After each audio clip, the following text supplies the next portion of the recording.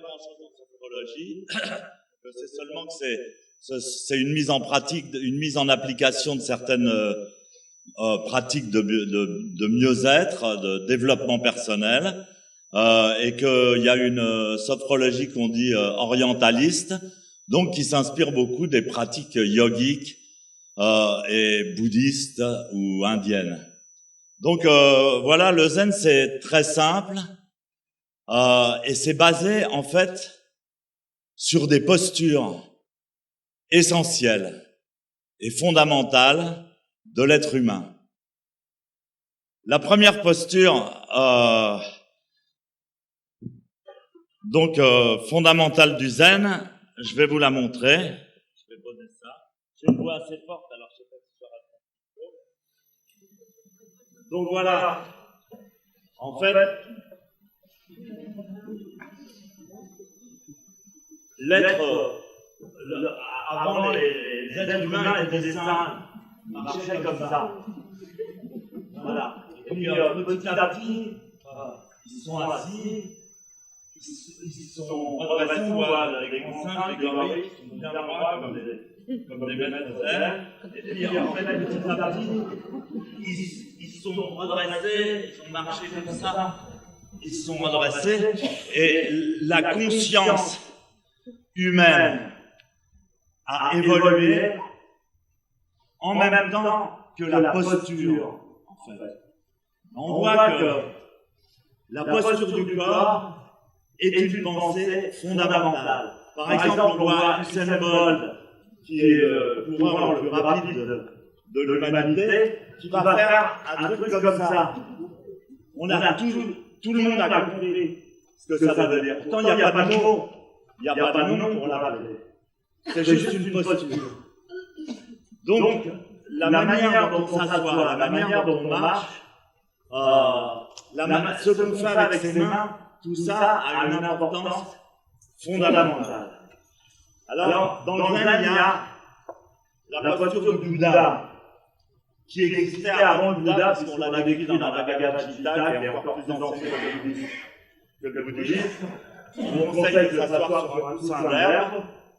Voilà, on s'assoit sur un coussin d'herbe et on va replier les jambes. Alors, au début, les êtres préhistoriques étaient comme ça. En fait, dans la nature, il faut communiquer avec les oreilles, avec le nez, avec les yeux, il faut voir loin, etc. Donc ils ont tenté de se redresser. Et en fait, en se redressant, la conscience s'est affûtée, s'est éveillée. Alors, la première posture, c'est celle-là. Alors, normalement, on doit la prendre en lotus. Voilà. On croise les jambes comme ça. On appelle ça le bretzel.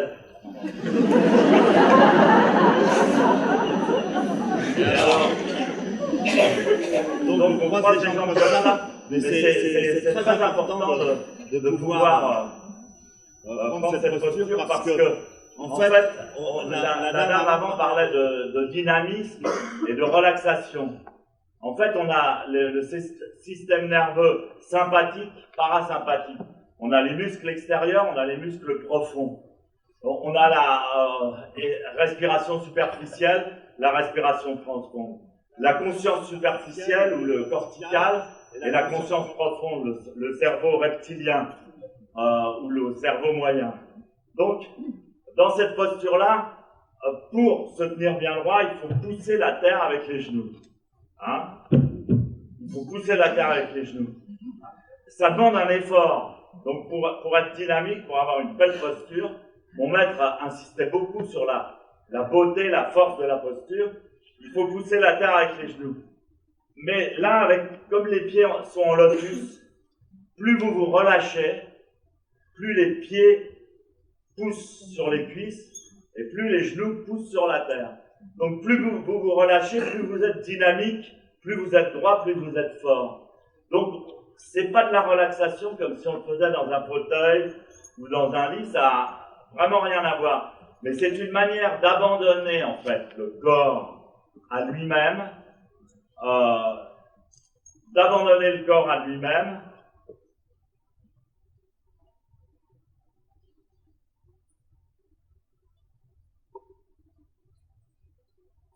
tout en étant parfaitement éveillé. Alors donc ça c'est la première posture, la posture assise, la posture du Bouddha, etc. Donc vous voyez que les mains aussi, c'est très important, parce que les mains, on est tout le temps en train de faire quelque chose avec les mains. On travaille, on approche quelqu'un, on se protège, donc les mains sont très expressives et en fait extrêmement reliées au cerveau. Le fait de prendre ce mudra avec les mains change la conscience, c'est-à-dire que la concentration, on l'a dans les mains, on l'a dans le corps, on l'a dans le système nerveux et on l'a dans le cerveau. Aussi une chose importante, la pensée, la conscience. Par exemple, si vous êtes comme le penseur de Rodin, comme ça, vous n'avez pas du tout la même conscience.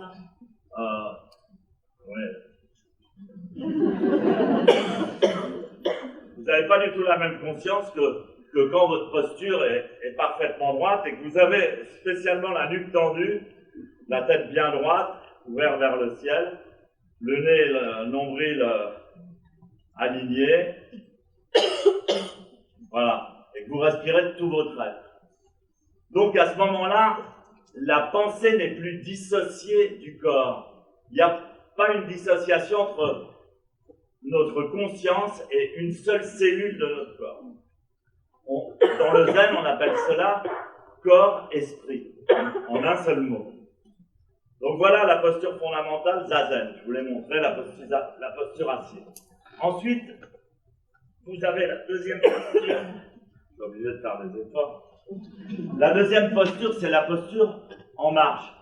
Comme je vous disais, en zazen, on abandonne complètement toute chose, on ne bouge absolument pas. Donc la conscience est spéciale. Mais il y a une autre méditation qui se fait en marchant. Et donc là, on est obligé de bouger. On fait quelque chose, on avance. Évidemment, on n'avance pas pour attraper quelque chose, mais on avance. Et on va rythmer la respiration avec la marche. Boris Béjart, qui a été un disciple de Maître Deshimaru, de mon maître, faisait pratiquer ça à ses danseurs tous les jours. Donc la deuxième posture, c'est la marche de Kimin. Encore une fois, je vous fais remarquer que les mains, qu'est-ce qu'on fait avec ses mains? Il y a tellement de choses à faire. Par exemple, un boxeur, quand il se fait prendre en photo, il fait... Voilà, et quand on se met comme ça, automatiquement, le cerveau va exprimer quelque chose de fort dans l'agressivité.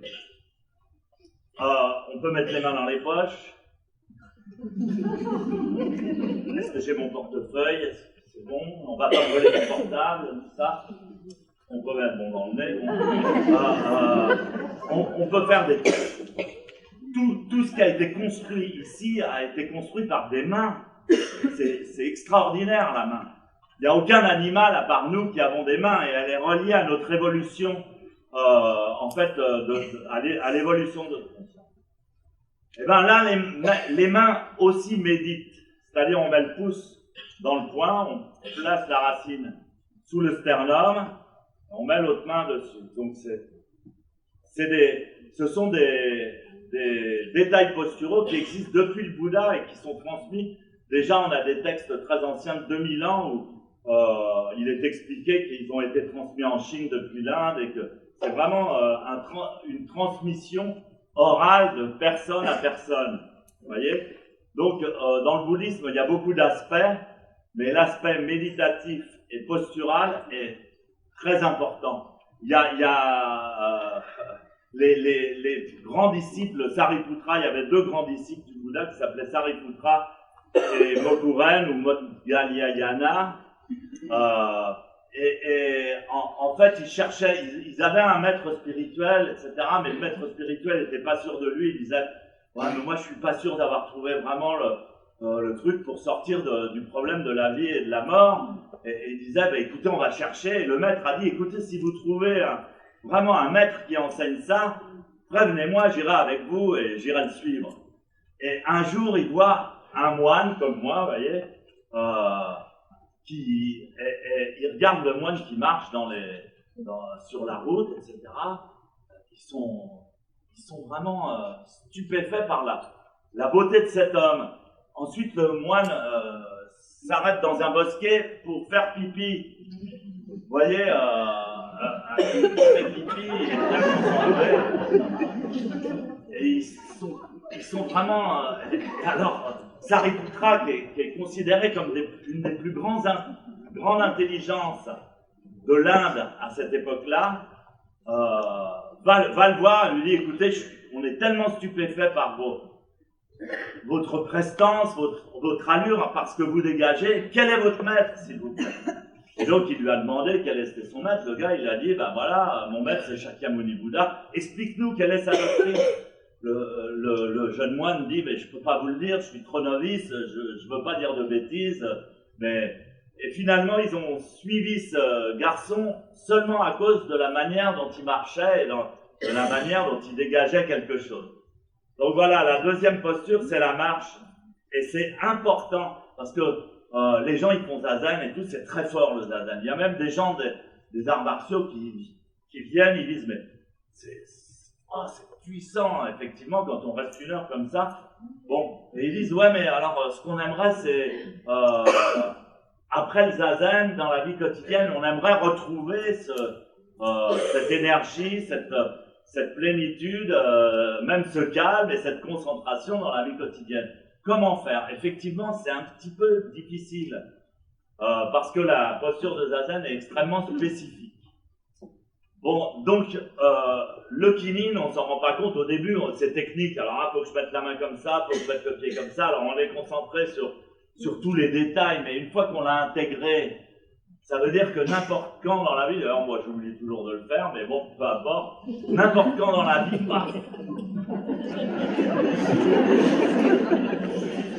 vous pouvez vous recentrer sur votre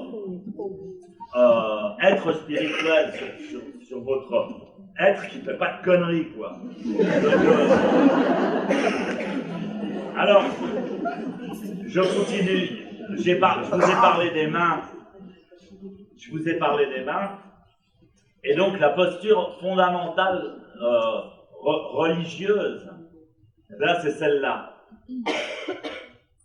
Alors, quand vous avez les mains jointes comme ça,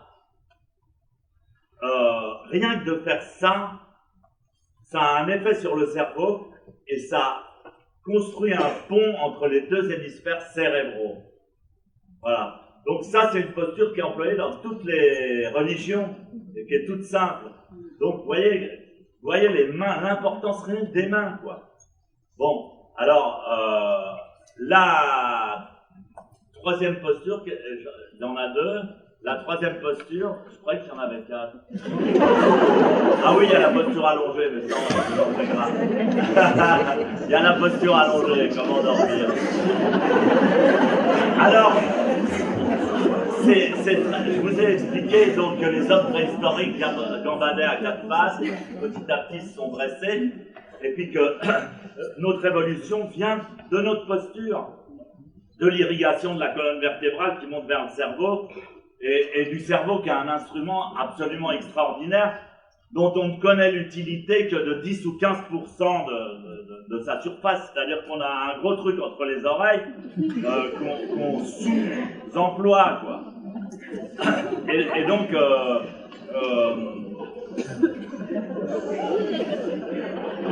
le cerveau, chacun a son cerveau. Et puis,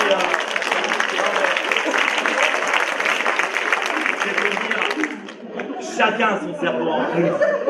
C'est comme un numéro IP là. Et chacun a son cerveau. Et le cerveau on est seul. Non mais c'est vachement important pour pouvoir comprendre ce que je vais vous dire. Mais nos pieds, parvenir aux pieds. Vous savez qu'on habite sur petite terre. Je ne sais pas si vous avez vu le dernier film, il faut que vous alliez le voir, le Gravité. Il faut que vous alliez voir parce que ça fait partie des films qui éveillent véritablement la conscience humaine et qui est fait pour ça. Parce qu'à Hollywood, ils font quand même un certain travail c'est parfois de manipulation, mais parfois aussi d'information et d'évolution spirituelle. Donc ce film en fait partie. Et on comprend, quand on voit ce film, on comprend la fragilité de notre Terre, de la Terre.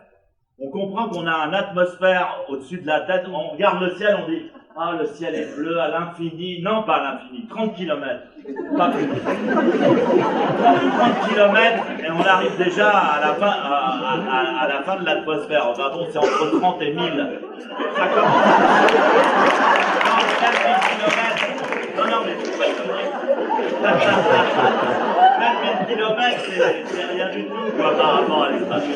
Bon, donc, à 30 km, mais à 30 km, vous ne vivez pas 5 minutes, même pas 1 minute.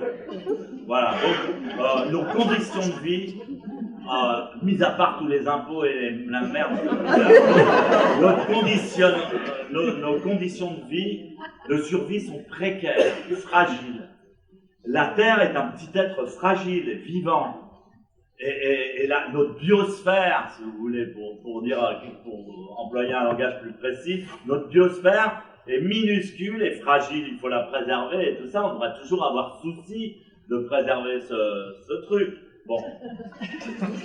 Parce que nous sommes nés de la Terre, c'est-à-dire ce miracle de la vie qui a eu lieu sur Terre, il est éphémère. Nous sommes nés de la Terre et nous avons tous les pieds qui pointent vers le centre de la Terre, le même centre. Donc nos pieds, ils sont en communauté. On pointe tous vers le centre de la Terre. Mais notre tête, elle est unique. Il n'y a pas un mec qui pointe dans la même direction.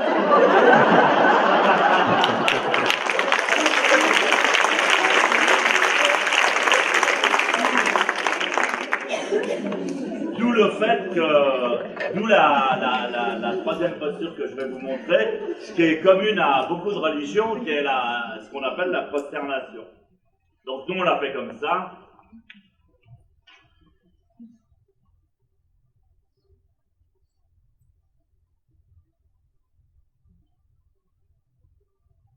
Ah, ça fait du bien. Et alors justement, nous,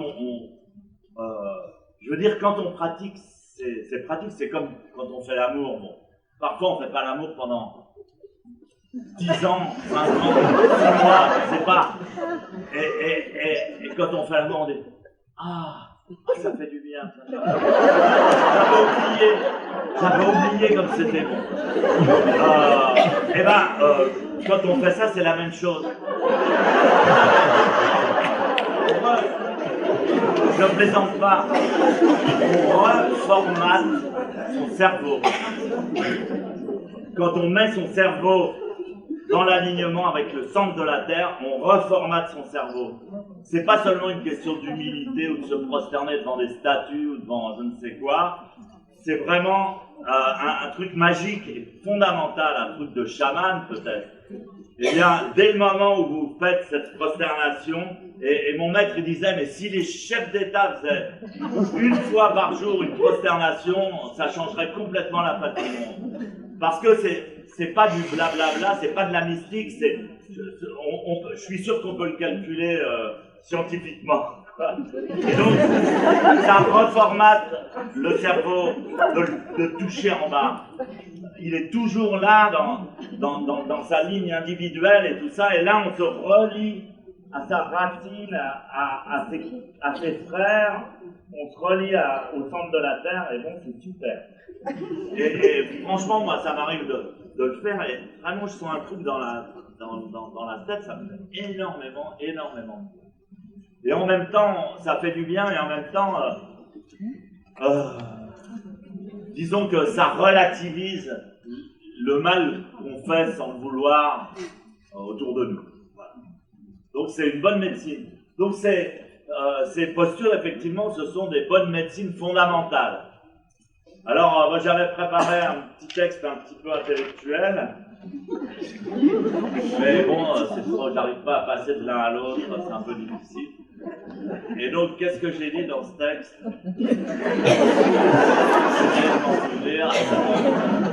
Non, voilà, donc j'en reviens au corps et à la préhistoire, les anciens Néandertals. Les anciens Néandertals, on a trouvé scientifiquement la preuve que les anciens Néandertals fabriquaient, avaient une pratique religieuse. Hein? Ils avaient une pratique religieuse parce qu'on a retrouvé des tombeaux et des débris. Enfin, on a vu qu'ils apportaient des fleurs, des offrandes à leurs morts et qu'ils faisaient une cérémonie religieuse pour leurs morts. Voilà. Donc, mais attendez, ce qui est intéressant, c'est pas seulement ça. Ce qui est intéressant, c'est que à cette époque-là où ils faisaient ces premières cérémonies religieuses, c'est-à-dire religieuses, ça veut dire qu'ils communiquaient avec l'invisible, avec ceux qui étaient déjà morts, avec la vie éternelle, avec les morts, je ne sais pas quoi. Ils communiquaient. Donc c'est de la religion, c'est se relier à l'invisible. Eh bien, à cette époque-là, le langage articulé n'existait pas encore. Ça veut dire que la religion existait avant le langage articulé. C'est pour ça que je vous dis, je veux bien passer au langage articulé, mais c'est très intéressant parce que j'ai mis au moins 4 jours à l'écrire.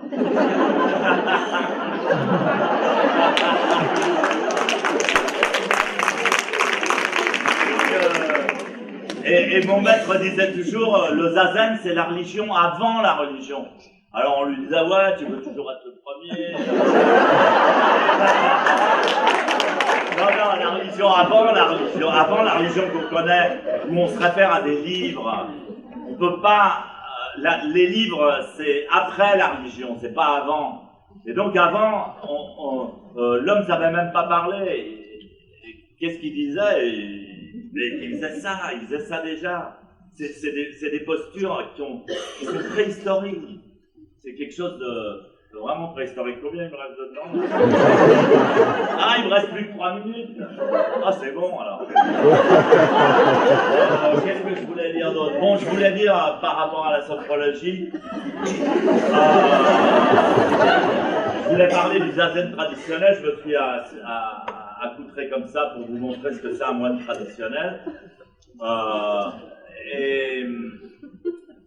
Oui, c'est que dans le zazen traditionnel, ne se pratique pas seul. C'est pas une technique de bien-être. Je voulais dire aussi que je vais vous lire ce que Bouddha a dit parce que je trouve ça trop génial. Je trouve ça trop génial cette phrase. Le Shakyamuni Bouddha, une fois, a dit à son auditoire, l'étude des sutras et des enseignements, des textes, l'étude des textes, l'observance des préceptes dans les religions, c'est important. Faut pas tuer, faut pas voler, faut pas être ivrogne, etc. Et même la pratique de la méditation, zazen, de la méditation assise, sont incapables d'éteindre les désirs, les craintes et les angoisses humaines. Voilà ce qu'a dit Shakyamuni Bouddha. Alors moi qui suis un fanatique, je casse ma baraque. Ça ne sert à rien. Le zazen, même le Bouddha, il dit que ça ne sert à rien. Alors qu'est-ce qu'on va faire?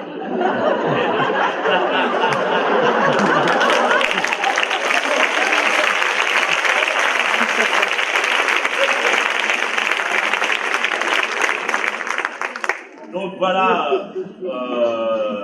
bien sûr, il y a une suite.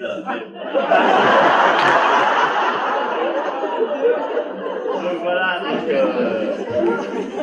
et mon maître, quand il a rencontré son maître, il faisait une conférence comme ça, il avait dit, bon bah le zazen, ça sert à rien, il n'y a aucun mérite. En fait, mon maître, oh mais c'est vachement intéressant ça, si ça sert à rien. Il y a des trucs qui servent à quelque chose, qui servent à quelque chose. Et là, un truc qui sert à rien, je veux y aller.